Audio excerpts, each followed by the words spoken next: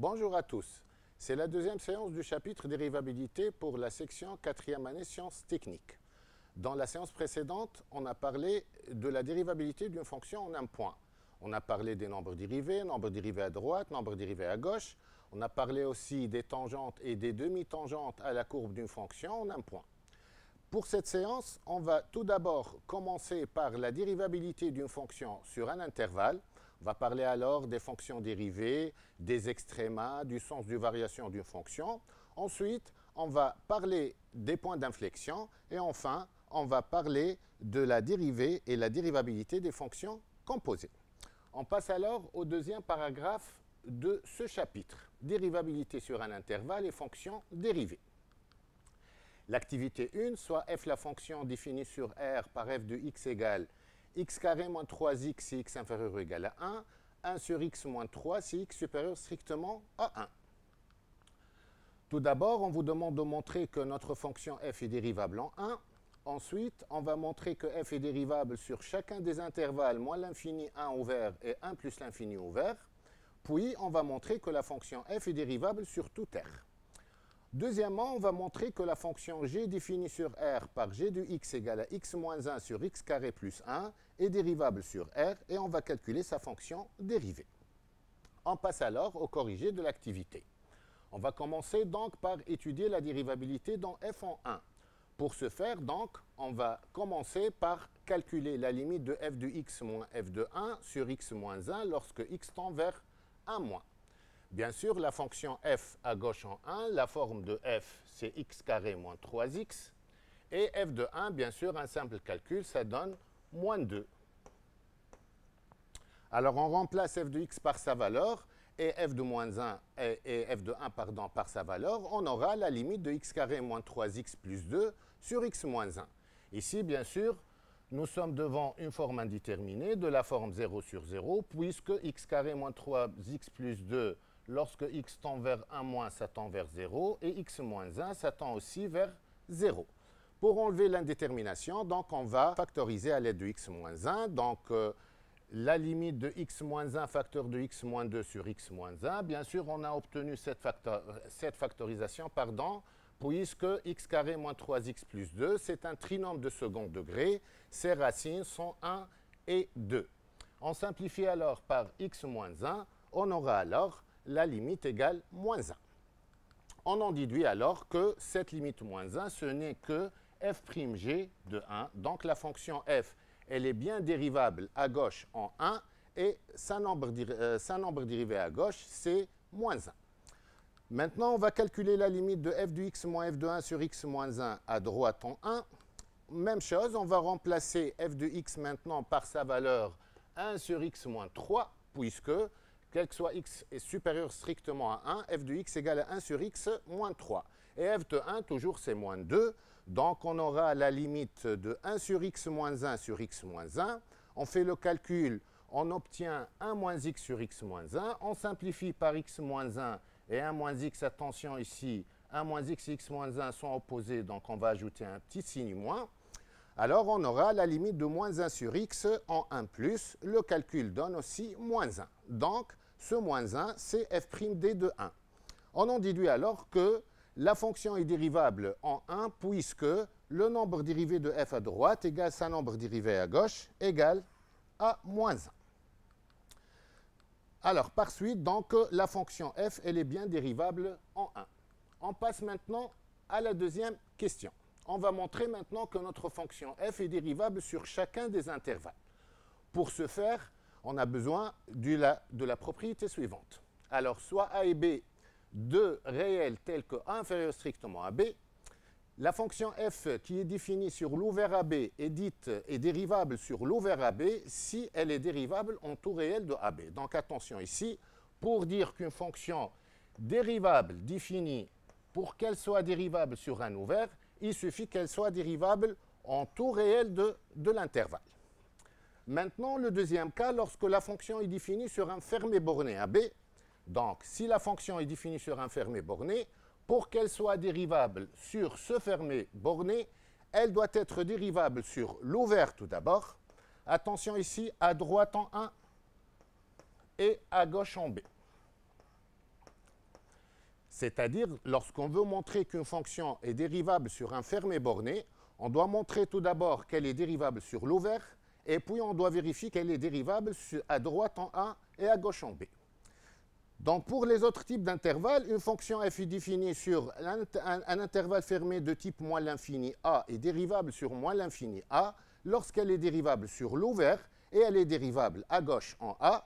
Et enfin, pour qu'une fonction soit dérivable sur un intervalle de type A plus l'infini fermé, elle doit être dérivable sur l'ouvert et dérivable à droite en A. Aussi, on a besoin de se rappeler des opérations sur les fonctions dérivables. Donc ici, si f et g sont deux fonctions qui sont définies sur un intervalle i, alors f et g, deux fonctions dérivables sur i, si les deux fonctions f et g sont dérivables, alors on en déduit que la somme, le produit et le produit d'une fonction par un réel sont aussi dérivables. Maintenant, si la fonction est non nulle, alors la fonction inverse qui est 1 sur f est dérivable sur i aussi. Maintenant, si vous avez deux fonctions f et g qui sont dérivables sur un intervalle i, tel que la fonction g de x est non nulle, attention des conditions, alors la fonction f sur g est dérivable sur i. Donc ici, on fait très attention. Il faut que la fonction f dérivable seulement, mais il faut que la fonction g soit dérivable et non nulle. Maintenant, toute fonction polynôme est dérivable sur tout R et toute fonction rationnelle est dérivable sur tout intervalle contenu dans son ensemble de définitions. Dans notre cas, alors ici, on va étudier la dérivabilité intervalle par intervalle. Donc, commençons par l'intervalle moins l'infini 1. Donc, sur l'intervalle moins l'infini 1, notre fonction est une fonction polynôme. Hein? Et les fonctions polynômes, on a bien dit qu'elles sont dérivables sur tout R. Donc, elle est dérivable sur tout R, en particulier sur l'intervalle moins l'infini 1 ouvert.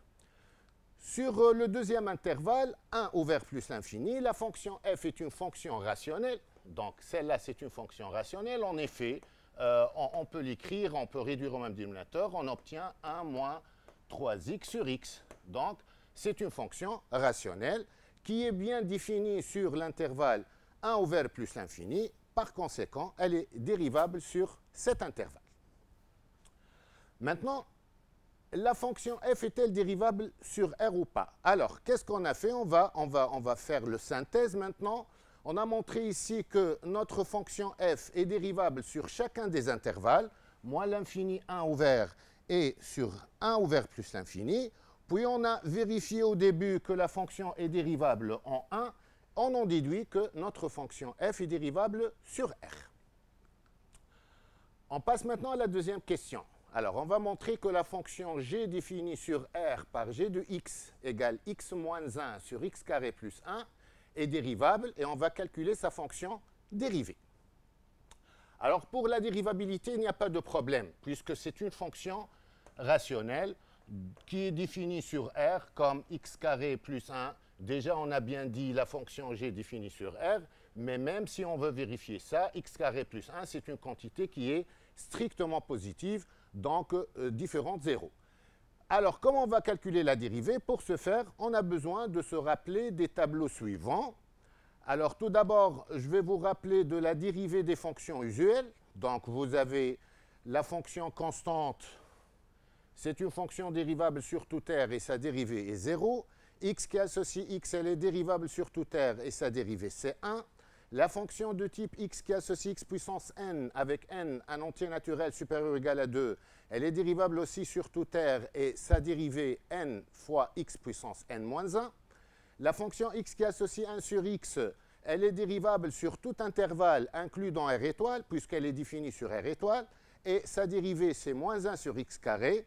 De même, le cas général 1 sur x puissance n avec n un entier naturel supérieur ou égal à 1, elle est dérivable aussi sur tout intervalle inclus dans R étoile, et sa dérivée c'est moins 1 sur x puissance n plus 1.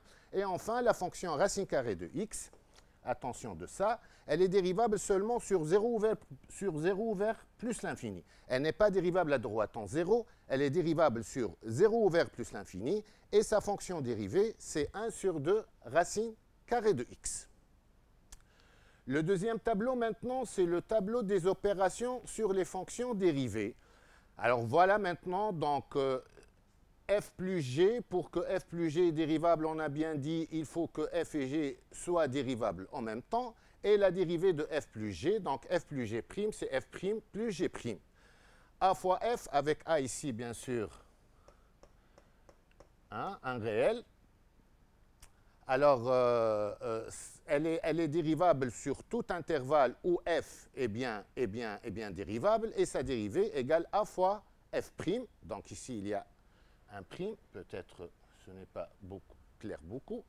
Alors f fois g maintenant, pour que le produit de deux fonctions soit dérivable, on a bien dit qu'il faut que les deux fonctions soient dérivables en même temps, et f fois g' égale f'g plus fg'. 1 sur f l'inverse, donc il faut que f soit dérivable et non nul, et la dérivée et 1 sur f', pardon, c'est moins f' sur f au carré. F sur g' maintenant égale f'g moins fg' sur g au carré. Et bien sûr, la condition, il faut que f soit dérivable, g est dérivable et non nul. Hein? Et f puissance n avec n un entier naturel supérieur ou égal à 2. Elle est dérivable sur tout intervalle où la fonction f est dérivable. Et la dérivée, c'est n f puissance n moins 1 fois f'. Dans notre cas, alors, notre fonction, on a bien dit que c'est une fonction rationnelle définie sur R, donc elle est dérivable sur tout R. Maintenant, pour calculer la dérivée, on a besoin de la formule f sur g. Hein, on a bien dit que f sur g', c'est f'g moins fg' sur g au carré. Et dans notre cas, le f de la formule, bien sûr, c'est x moins 1. Et le g de la formule, c'est x carré plus 1. Alors, on va appliquer ça dans notre cas. Donc, pour toute réelle x, g' de x égale à 1. C'est qui ce 1? C'est la dérivée de x moins 1. La dérivée de x, c'est 1. Et la dérivée de moins 1, c'est 0. Ça reste 1. Fois g, donc fois x carré plus 1. Voilà. Moins. Alors, x moins 1, c'est f de la formule, c'est x moins 1, fois la dérivée de g, c'est-à-dire la dérivée de x carré plus 1. La dérivée de x carré plus 1, bien sûr, la dérivée de x carré, c'est 2x, et la dérivée de 1, c'est 0. Sur, bien sûr, tout ça sur g au carré, c'est-à-dire x carré plus 1, le tout au carré. Alors, le calcul donne donc moins x carré plus 2x plus 1 sur x carré plus 1, le tout au carré. On passe alors au troisième paragraphe du chapitre, dérivée seconde et point d'inflexion. Pour ce faire, on va passer à l'activité 2. Donc, soit f, la fonction définie sur R par f de x égale à x au cube moins 3x carré. Et on désigne par CF sa courbe représentative dans un repère orthonormé OIJ. On vous demande tout d'abord de calculer pour tout réel x, f' de x, puis f seconde de x. Ensuite, on va vérifier que la fonction f seconde de x s'annule en 1 en changeant de signe. Et puis, on va interpréter graphiquement le résultat obtenu. On passe au corrigé de l'activité. Alors, notre fonction, c'est une fonction polynôme, f de x égale à x au cube moins 3x carré, donc elle est dérivable sur tout R. On va commencer par le calcul de la dérivée, donc f' de x ici, c'est simple. On va utiliser f plus g' égale f' plus g', et a fois f' égale a fois f le tout prime. Donc, la dérivée de x au cube, c'est 3x carré. Moins 3, ça reste le moins 3. On dérive le x carré, on aura 2x. 2x fois moins 3, ça donne 3x carré moins 6x. Avant de calculer maintenant la dérivée seconde de la fonction f, je vous rappelle la définition suivante. Alors, soit f une fonction dérivable sur un intervalle i et f' sa fonction dérivée. Si la fonction f' est dérivable, donc ici, il faut que la fonction f et la fonction f' soient dérivables les deux en même temps. On dit que la fonction, souvent on dit que la fonction est deux fois dérivable sur i. Alors, f il dit deux fois dérivable sur i, et la fonction dérivée de f' se note f seconde et s'appelle fonction dérivée seconde de f. Voilà, donc, pour qu'une fonction ait une dérivée seconde, elle doit être deux fois dérivable, c'est-à-dire il faut que la fonction f soit dérivable et sa dérivée aussi soit dérivable sur l'intervalle i. Puis, pour trouver le f seconde, on va calculer la dérivée de f qui est f', puis on dérive f' pour trouver le f seconde. Dans notre cas, on a bien calculé f' de x, qui est 3x carré moins 6x. Maintenant, la fonction f', c'est clair que c'est une fonction polynôme aussi, donc elle est aussi dérivable sur R. Et pour toute réelle x, f seconde de x, donc la dérivée de 3x carré, c'est 6x, au moins la dérivée de 6x, c'est moins 6. Voilà donc la dérivée seconde. On va vérifier maintenant que la dérivée seconde s'annule en 1 en changeant de signe. Pour ce faire, donc, la fonction f seconde de x déjà égale 6x moins 6. On va résoudre l'équation f seconde de x égale à 0. Le calcul donne, ça équivaut à dire 6x moins 6 égale à 0. C'est une équation simple du premier degré, donc ça équivaut à dire x égale à 1. Pour le signe maintenant de f seconde, on va étudier le signe de 6x moins 6. Or, 6x moins 6, c'est un binôme du premier degré. C'est vu en première année. Lorsqu'il s'annule, il change de signe. Et le signe de a, c'est-à-dire le signe de 6, le coefficient de x à droite de 0, et le signe de moins a à gauche. On aura donc le tableau de signes suivant. Voilà, donc f seconde s'annule en 1 et change de signe. Alors ainsi, donc voilà, f seconde s'annule en 1 en changeant de signe. Pour interpréter graphiquement ce résultat, on a besoin de la définition suivante. Alors tout d'abord la définition, donc soit f une fonction dérivable sur un intervalle ouvert i contenant un réel a. Et c'est f sa courbe représentative dans un repère orthonormé. Le point A de coordonnées a f de a est un point d'inflexion de CF. Voilà, donc c'est un point d'inflexion, ce n'est pas de la fonction f, mais de sa courbe représentative, puisque nous sommes ici en train d'interpréter graphiquement le résultat. Alors, le point A de coordonnées a f de a est un point d'inflexion de la courbe de f si seulement si CF traverse sa tangente en A. Donc attention, il y a cette condition à ne pas oublier. Il faut que la fonction soit dérivable. Et on a dit la dernière fois, si une fonction est dérivable en un point, donc la tangente en ce point, elle est soit horizontale, soit oblique. Donc si la tangente est verticale, c'est-à-dire la fonction n'est pas dérivable, donc on ne parle même pas du point d'inflexion en ce point. Même si la tangente, la courbe traverse sa tangente. Une illustration graphique possible, voilà. Donc, soit la tangente est oblique comme ça, c'est-à-dire f' de A est différent de 0, donc la tangente est oblique, et comme vous voyez ici, la courbe, elle traverse sa tangente, c'est-à-dire soit la courbe est au-dessous, puis au-dessus, soit le cas contraire. Et soit, dans le cas, une autre illustration possible, et il y a une tangente horizontale, comme vous voyez, c'est-à-dire ici f' de A égale à 0. Et voilà, donc la courbe traverse sa tangente. Ça, c'est la définition. Donc, avec la définition, pour montrer qu'un point est un point d'inflexion, il suffit de montrer que la courbe traverse sa tangente après avoir été sûr que la fonction est dérivable, c'est-à-dire la tangente, comme j'ai dit, elle est soit oblique, soit horizontale. Maintenant, le théorème. Alors, le théorème, soit f une fonction qui est deux fois dérivable. Alors, comme on a dit deux fois dérivable, donc on va parler nécessairement de f seconde. Une fonction deux fois dérivable sur un intervalle ouvert i contenant un réel a, et c'est f sa courbe dans un repère orthonormé. Alors, si la fonction f seconde s'annule en a en changeant de signe, voilà, donc il y a deux conditions. Il faut que f seconde s'annule en a, et il faut que f seconde change de signe en a. C'est-à-dire, on aura un tableau de signes comme ça, f seconde de x, ici le a, pas nécessairement sur tout l'ensemble de définitions, il suffit qu'il y ait un voisinage de a dans lequel f seconde s'annule en a et change de signe.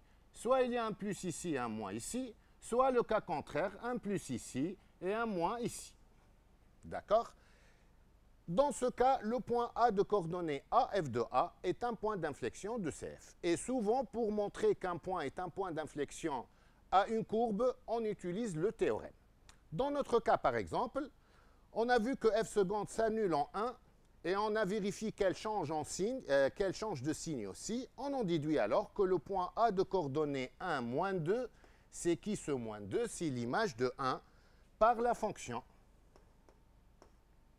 Alors donc le point A de coordonnées 1, moins 2 est un point d'inflexion de CF. On passe à l'activité 3 maintenant pour voir un cas particulier de point d'inflexion. Alors soit f la fonction définie sur R par f de x égale x moins 2 au cube. Et on désigne par CF sa courbe représentative dans un repère orthonormé. On va montrer que le point A de coordonnées 2, 0 est un point d'inflexion. Bien sûr, ce 0, c'est f de 2. Sinon, ce point n'appartient pas à la courbe, donc on ne parle pas de point d'inflexion dans ce cas parce que c'est un point d'inflexion de la courbe d'une fonction. D'accord? Alors, on va montrer que le point A de coordonnées 2, 0 est un point d'inflexion de la courbe. Puis, on va vérifier que la fonction f' s'annule en 2 sans changer de signe. Voilà, c'est un cas très particulier.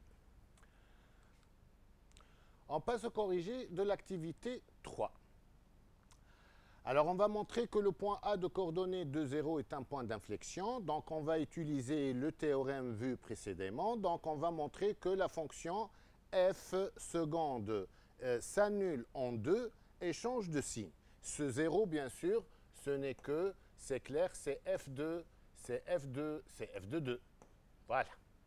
Alors, notre fonction f, donc voilà ici, je vais enlever ça.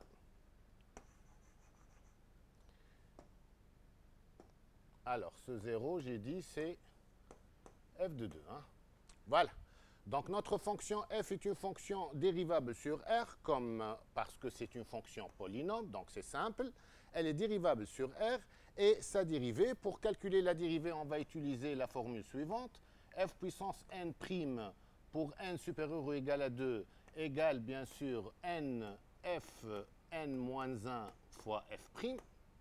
On va appliquer la formule ici. Donc, n, c'est 3 fois f puissance n moins 1, c'est-à-dire x moins 2 au carré, fois la dérivée de x moins 2, c'est 1, puisque la dérivée de x est 1 et la dérivée de moins 2, c'est 0. Donc, on obtient 3 facteurs de x moins 2 au carré.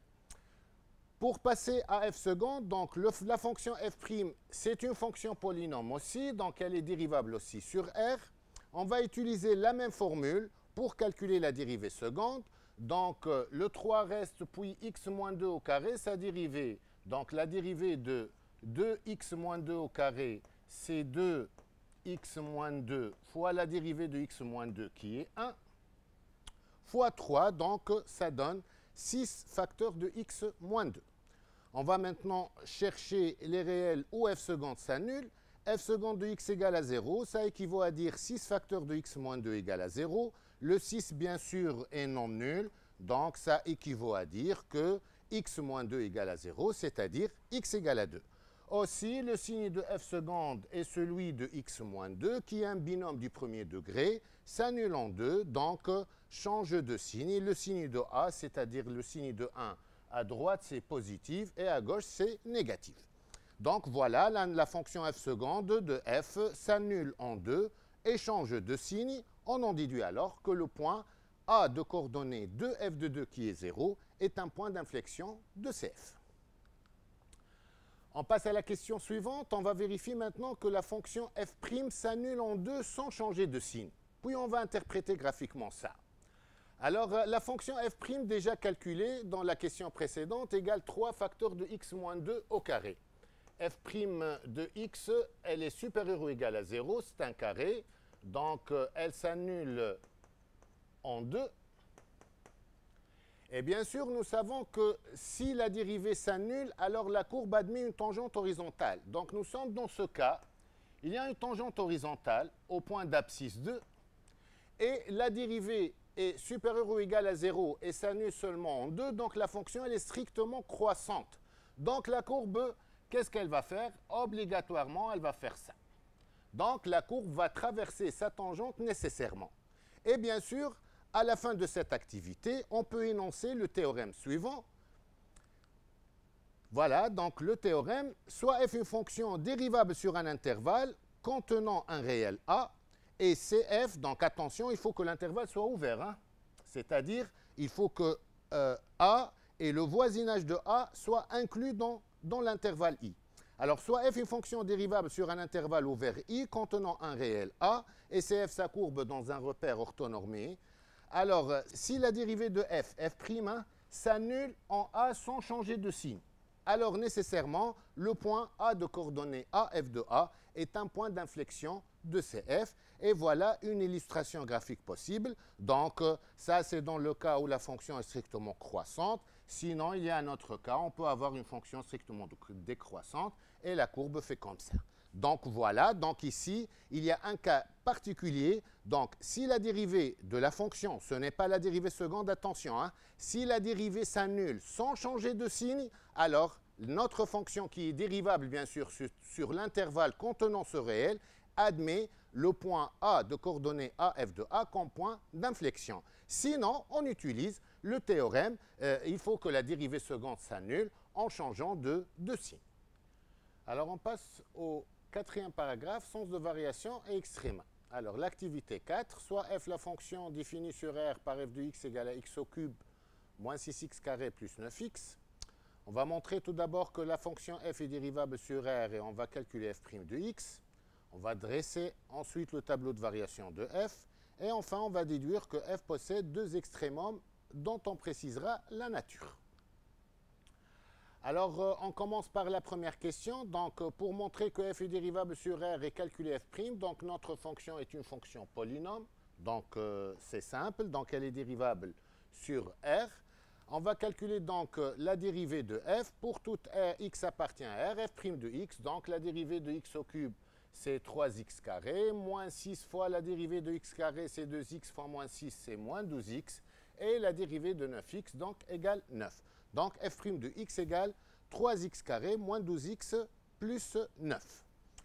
Pour donc dresser le tableau de variation de f, donc on va étudier le signe de f' de x sur R. Alors, f' de x égale à 0, ça équivaut à dire que 3x carré moins 12x plus 9 égale à 0. C'est un trinôme de second degré dont la somme des racines égale à 0. Donc, les racines sont 1 ou c sur a, c'est-à-dire 9 sur 3, c'est 3. Alors, avant de dresser le tableau de variation, donc, je vous rappelle que soit f est une fonction dérivable sur un intervalle i, la fonction f est croissante sur i si seulement si f' de x est supérieur ou égal à 0, quel que soit x dans i. La fonction f est décroissante sur i si seulement si f' de x est négative ou nul, quel que soit x appartient à i. Et la fonction f est constante sur i si seulement si sa dérivée est nulle sur i.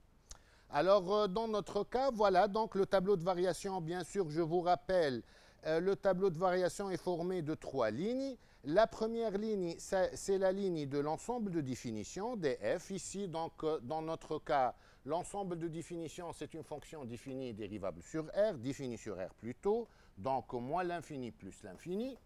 Alors, on passe à remplir la deuxième ligne, c'est la ligne de f' de x. Donc, la dérivée s'annule en 1 et 3. Donc, on va mettre le 1 et le 3. Et on va mettre les 0 ici. Maintenant, le signe de f' de x, c'est un trinôme de second degré. Donc, le signe de a à l'extérieur des 0, le signe de moins a à l'intérieur des 0. Donc, ici, le a, c'est 3 positif. Donc, c'est plus, plus et moins. Alors maintenant, donc, sur l'intervalle moins l'infini 1, la fonction est croissante, puis elle est décroissante, puis elle est croissante. Pour compléter le tableau de variation, on va compléter les images de 1 et de 3. Donc ici, on calcule f de 1 et ici, on calcule f de 3. Et puis, donc, on détermine les limites de f en moins l'infini et plus l'infini. Dans notre cas, donc, c'est une fonction polynôme. Donc, la limite de f de x lorsque x tend vers moins l'infini, c'est la limite du monôme du plus haut degré, c'est-à-dire la limite de x au cube en moins l'infini. Lorsque x tend vers moins l'infini, c'est moins l'infini. Et donc, on va mettre ce moins l'infini ici. Et sa limite en plus l'infini, même chose, la limite de f de x lorsque x tend vers plus l'infini, c'est la limite de x au cube en plus l'infini, c'est plus l'infini, donc pas de problème pour les limites ici. Et comme ça, voilà, on a dressé le tableau de variation de f. On passe à la question suivante. On va déduire donc que f, à partir, c'est-à-dire du tableau de variation, on va déduire que la fonction f possède deux extrémums dont on précisera la nature. Alors, pour ce faire, je vous rappelle le théorème suivant. Soit f une fonction dérivable sur un intervalle ouvert i et a un élément de i. Si f admet un extrémum local, c'est-à-dire par rapport à un intervalle, si f admet un extrémum local en a, alors f' de a égale à 0. Et le deuxième point, si f' s'annule en a en changeant de signe, et ici il faut faire, il ne faut pas confondre entre f seconde s'annule et change de signe et f' s'annule et change de signe. Alors la première, c'est-à-dire si f seconde s'annule en changeant de signe, c'est que la courbe de f admet un point d'inflexion au point de coordonnées a f de a. Par contre ici, si f' s'annule en a en changeant de signe, alors la fonction f admet un extrémum local en a. Et voilà une illustration graphique possible. Donc, si f' s'annule en changeant de signe, c'est-à-dire la courbe admet au point de coordonnées a f de a une tangente horizontale et elle change de signe, dans ce cas-là, c'est un minimum puisque la fonction elle est décroissante puis elle est croissante. Et le deuxième cas, même chose. La dérivée s'annule, c'est-à-dire il y a une tangente horizontale au point de CF de coordonnées A, f de A, et elle change de signe, c'est-à-dire le cas contraire. Donc ici, elle est croissante et décroissante, et dans ce cas, on aura un minimum local. Dans notre cas, donc, voici le tableau de variation de f. Donc on remarque ici que la fonction f' de x, donc on va regarder dans la deuxième ligne, s'annule en 1 en changeant de signe et s'annule en 3 en changeant de signe. Donc, la fonction f' s'annule en 1 et change de signe. Donc, f admet un extrémum local en 1 qui est égal, sa valeur c'est 4. Donc, attention ici, l'extrémum de f est en 1 et sa valeur c'est 4. Alors, pour déterminer sa nature en même temps, donc, on remarque ici que quel que soit x appartient à l'intervalle moins l'infini 3, f de x plutôt, pardon, ici, f de x est inférieur ou égal à 4, donc f admet un maximum local en 1. Bien sûr, pour dire que f admet un maximum local en a, d'une façon générale, si f de x est inférieur ou égal à f de a, pour toute réelle x appartient à un intervalle j inclus dans df. Et j, c'est un intervalle ouvert, bien sûr. D'accord? Donc ici, on a trouvé un intervalle ouvert qui est moins l'infini 3, tel que, quel que soit x appartient à moins l'infini 3, f de x est inférieur ou égal à 4. C'est qui ce 4? C'est f de 1. Donc f admet un maximum local en 1. De même en 3, donc je vais enlever ça pour...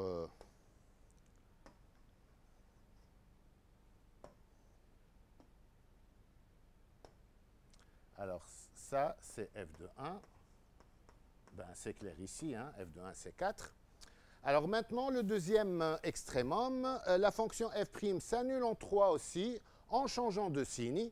Donc, la fonction f admet un extrémum local aussi en 3, et qui est égal à 0. Et c'est clair ici que c'est un minimum. Pour ce faire, donc, quel que soit x appartient à l'intervalle 1 plus l'infini. Donc, voilà l'intervalle ouvert.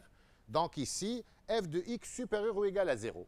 Donc, ici, j'ai dit, pour montrer qu'une fonction admet un extrémum en a, il faut montrer que f de x inférieur ou égal à f de a, quel que soit x appartient à un intervalle j ouvert inclus dans df, pour le minimum, donc ici, le maximum,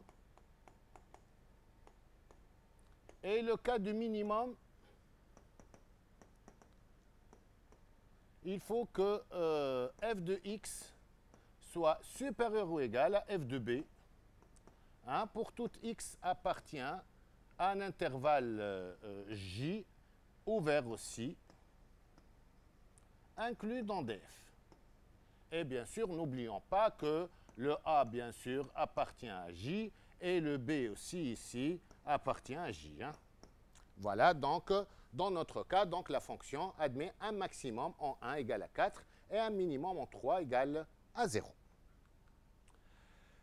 Cinquième paragraphe maintenant, dérivée d'une fonction composée.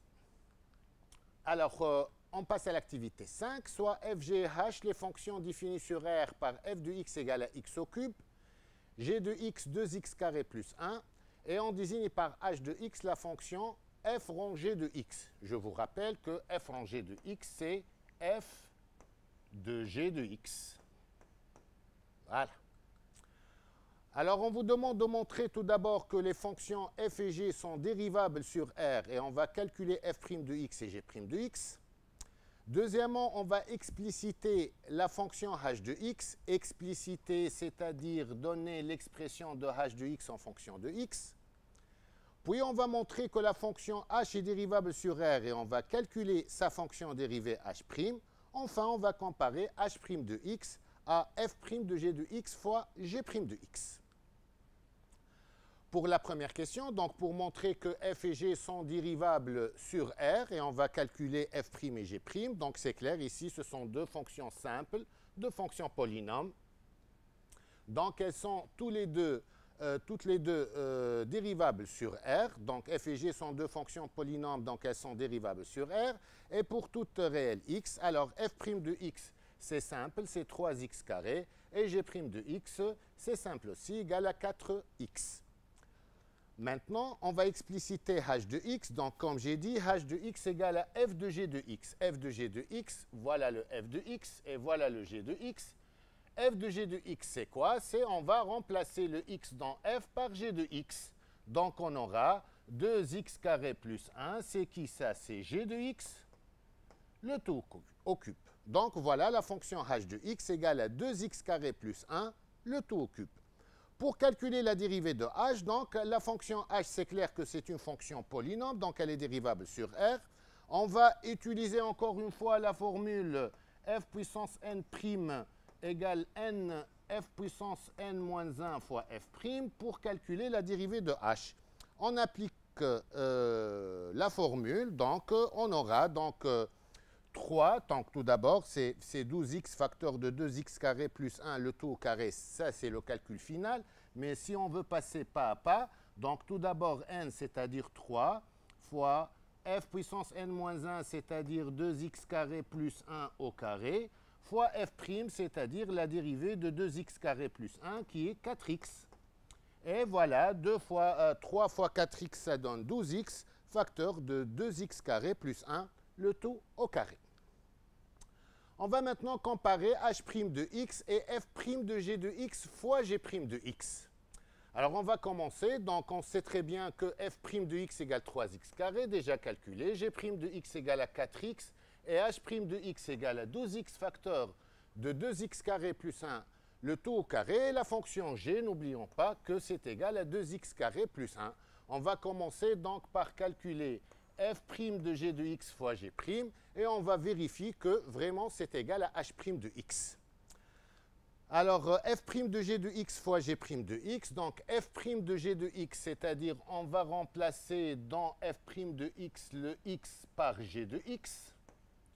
On aura donc 3 fois g de x le tout au carré, fois g' de x, c'est-à-dire fois 4x. On fait le calcul, on aura 12, voilà, 3 fois 4x c'est 12x, g de x au carré, c'est 2x plus 1 le tout au carré. C'est clair que c'est égal à h' de x. À la fin de cette activité, donc, on peut conclure le théorème, on peut énoncer le théorème suivant. Soit f une fonction définie sur un intervalle ouvert i, a est un élément de i et g est une fonction définie sur f de i. Définie sur f de i, c'est-à-dire il faut que g soit défini sur l'image de l'intervalle i par la fonction f.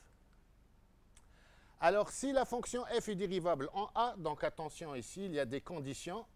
Si la fonction f est dérivable en a et si la fonction g est dérivable en f de a et non pas en a, alors la fonction g rang f est dérivable en a et g rang f' de a égale g' de f de a fois f' de a.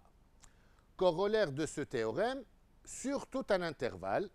Alors, si f est une fonction dérivable sur un intervalle i et g est une fonction dérivable sur f de i, alors la fonction g rang f est dérivable sur tout l'intervalle i et on a g rang f' égale g' rang f fois f'. On passe à l'activité 6. Soit f une fonction définie, dérivable et strictement positive sur un intervalle i. Donc notre fonction f, c'est une fonction dérivable sur i et strictement positive sur i. On va montrer tout d'abord que la fonction g définie sur i par g de x égale racine de f de x est dérivable sur i. Et on va déterminer g' de x pour tout x appartient à i. Puis, comme application, on va montrer que la fonction définie sur R par f de x égale à x carré plus 1 est dérivable sur R, et on va calculer sa fonction dérivée f' de x. On passe à la première question. Donc, pour montrer que la fonction g de x définie sur l'intervalle i par g de x égale racine carrée de f de x est dérivable sur i, on a besoin de considérer la fonction suivante. On va considérer la fonction h définie sur 0 plus l'infini par h de x égale à racine carrée de x. Cette fonction, c'est une fonction usuelle. On sait très bien que cette fonction est dérivable sur 0 ouvert plus l'infini. Ça, on le sait. Et on sait très bien que h' de x égale 1 sur 2 racine carrée de x. C'est une fonction usuelle. Pourquoi on a considéré cette fonction? Pour dire que la fonction g de x, qui est racine carrée de f de x, c'est h rang f de x, c'est-à-dire h de f de x. Vous voyez très bien, si on remplace le x ici par f, on aura racine carrée de f de x, c'est-à-dire g de x. Donc la fonction g, ce n'est que la fonction composée de h et f. Donc pour montrer que g est dérivable, on va appliquer le théorème de la dérivabilité des fonctions composées. On va commencer condition par condition. On sait très bien que f est dérivable sur i. Et on sait très bien que la fonction f, c'est une fonction qui est strictement positive, c'est-à-dire f de x appartient à 0 ouvert plus l'infini pour toute réelle x de i. Et on sait très bien que notre fonction h, par définition, c'est une fonction qui est dérivable sur 0 ouvert plus l'infini.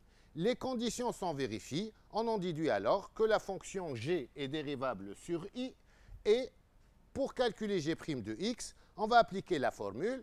Je vous rappelle qu'on a vu que, donc ici, h rang f' de x, donc h rang f' de x, donc, d'après la formule, égale h' de f de x fois f' de x. Ça, c'est la formule. Donc, dans notre cas, g' de x, donc h' de f de x fois f' de x. h' de f de x, donc voilà h', 1 sur 2 racine carrée de x. On va remplacer le x par f de x, donc on aura 1 sur 2 racine carrée de f de x fois f' de x, donc est égal à f' sur 2 racines carrées de f de x. À partir de cette activité, on peut énoncer donc le théorème suivant, plutôt le corollaire suivant. Alors, soit f une fonction dérivable est strictement positive, attention les conditions, la fonction elle est dérivable, elle doit être strictement positive et non pas positive seulement. Elle doit être strictement positive. Sur un intervalle i, si ces deux conditions sont valables, alors la fonction racine carrée de f, elle est dérivable sur i, et racine de f' égale à f' sur 2 racines carrées de f. On va appliquer ce corollaire à notre cas. Donc la fonction f, on va montrer que la fonction f définie sur R par f de x égale racine carrée de x carré plus 1 est dérivable sur R. Donc tout d'abord, on va montrer que cette fonction est dérivable sur R. Puis on va calculer sa dérivée. Alors, pour montrer qu'elle est dérivable sur R, on va vérifier les deux conditions. Il faut que la fonction soit dérivable et strictement positive. Puis, pour calculer f' de x, il suffit d'appliquer la formule. Alors, on commence.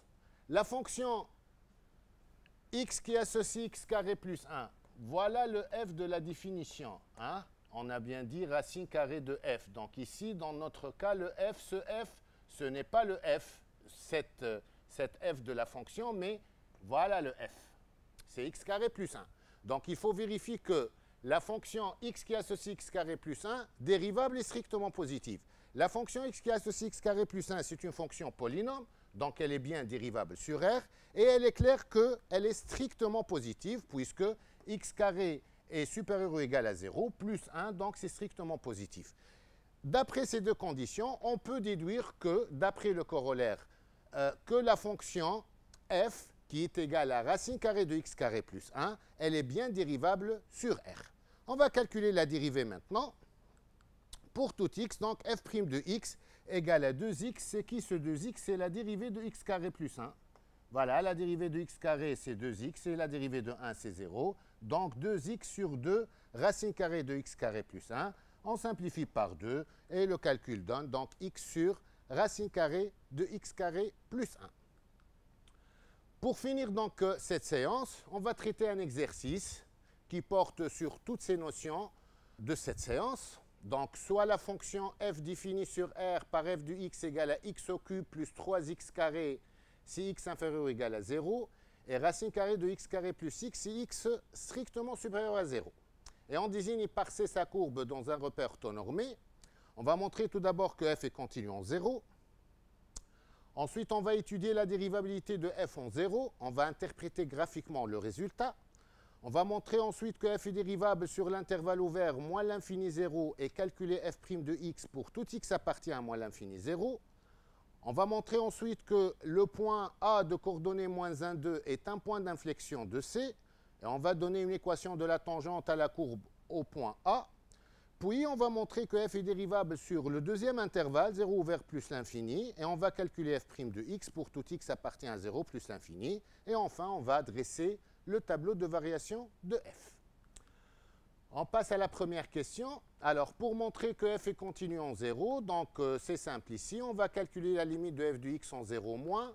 C'est la limite de x au cube plus 3x carré. Bien sûr, ici, c'est 0 moins, puisque x inférieur ou égal à 0, c'est-à-dire x appartient à l'intervalle moins l'infini 0 fermé.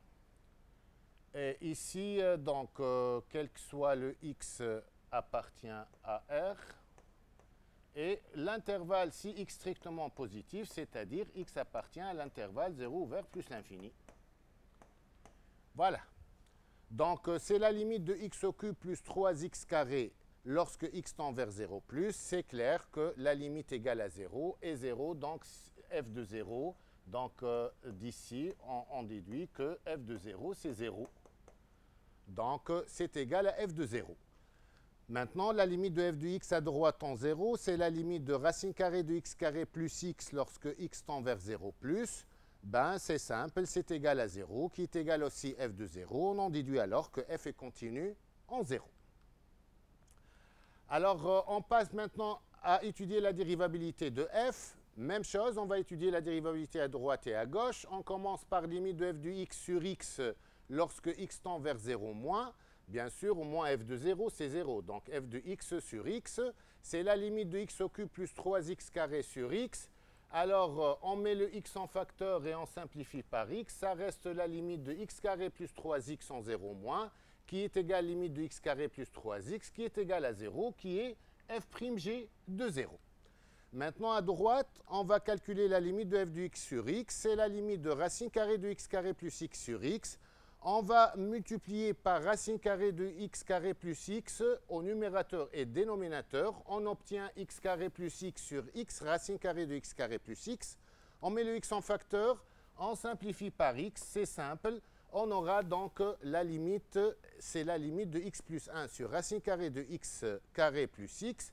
X plus 1 tend vers 1 et cette quantité tend vers 0 plus. La limite donc donne plus l'infini. Donc, la fonction, elle est dérivable à gauche, n'est pas dérivable à droite. On en déduit que la fonction n'est pas dérivable en 0. Graphiquement, la courbe admet bien sûr au point d'abscisse 0. Tout d'abord, une demi-tangente horizontale, puisque f' de g égale à 0, et une demi-tangente verticale dirigée vers le haut, puisque la limite, lorsque x tend vers 0 plus de f de x sur x, ça donne plus l'infini.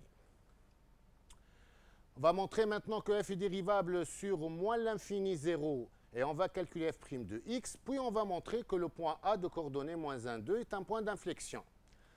Alors, sur moins l'infini 0, la fonction, c'est clair que c'est une fonction polynôme, donc dérivable sur R, en particulier moins l'infini 0.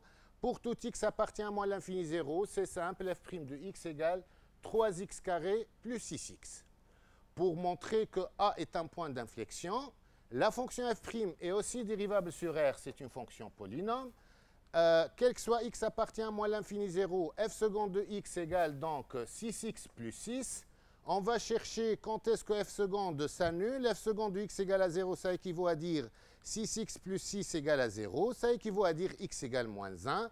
Et voilà, le tableau de signes de f seconde s'annule en x égale moins 1 et change de signe. On en déduit alors que le point A de coordonnées moins 1, f de moins 1 qui est 2, est un point d'inflexion de C.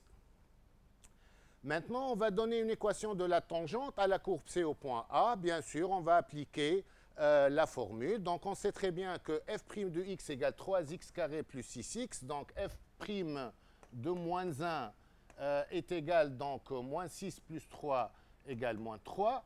Et on va appliquer la formule. Donc, la tangente au point d'abscisse moins 1 a pour une équation de cette tangente f' y égale f' de moins 1, facteur de x plus 1 plus f de moins 1.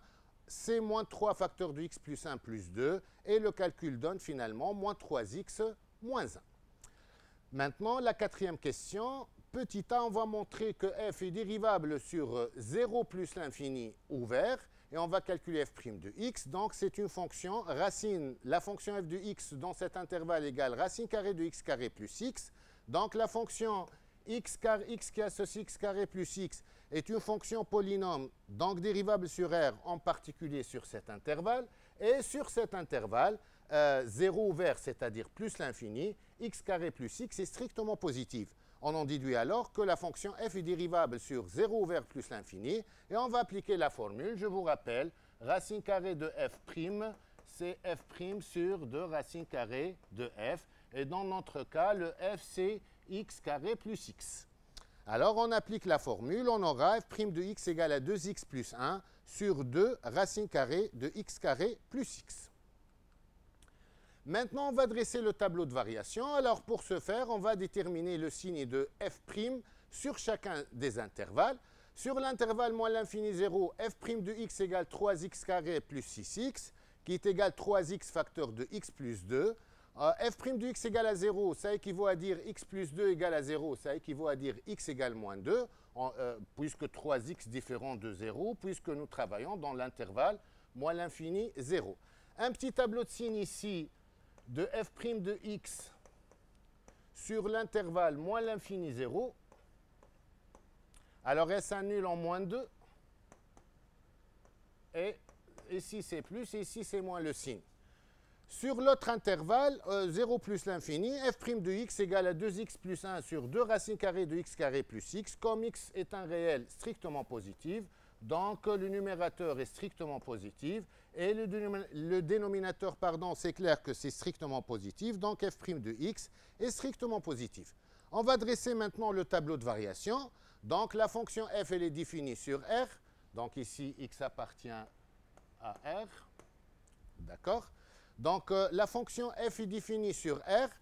La fonction f', tout d'abord, f n'est pas dérivable en 0. Donc, ici, on va mettre le 0 et on va mettre une double barre seulement sur f'. La fonction, elle est définie en 0, mais elle n'est pas dérivable en 0 seulement.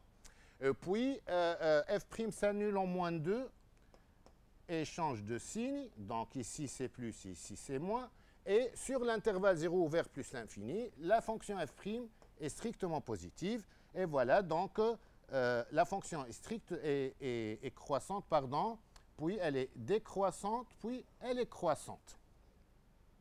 Alors, on va compléter par les images. Donc, f de 0, c'est 0. F de moins 2, donc ici, il suffit de changer le moins 2, f de moins 2 ici. Donc, c'est moins 8 et moins 2 au carré, 4 fois 3, c'est 12. Donc, 12 moins 8, ça donne 4. Donc, ça, c'est f de moins 2. Alors, ici, c'est 4.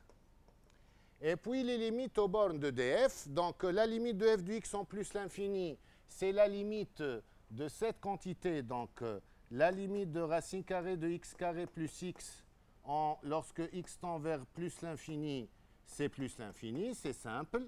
Donc ici, c'est plus l'infini. Et la limite de f de x en moins l'infini. En moins l'infini, la fonction f, c'est une fonction polynôme. Donc ici, en moins l'infini. Donc sa limite en moins l'infini, c'est la limite du monôme du plus haut degré, c'est-à-dire la limite de x au cube en moins l'infini, c'est moins l'infini. Et voilà donc le tableau de variation de cette fonction. Voilà donc nous sommes à la fin de cette séance. J'espère que le contenu de cette séance vous aidera à bien préparer ce chapitre et bonne continuation. Merci.